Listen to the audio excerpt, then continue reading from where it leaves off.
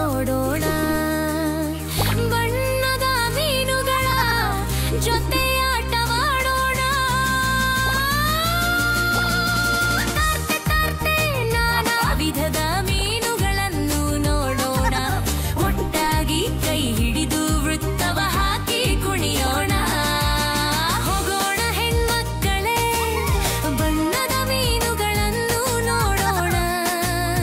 ಎಲ್ಲರೂ ಸೇರುವೆ ಹೋಗೋಣ ಹೋಗೋಣ ಅಂದವಾದ ಮೀನುಗಳನ್ನು ನೋಡೋಣ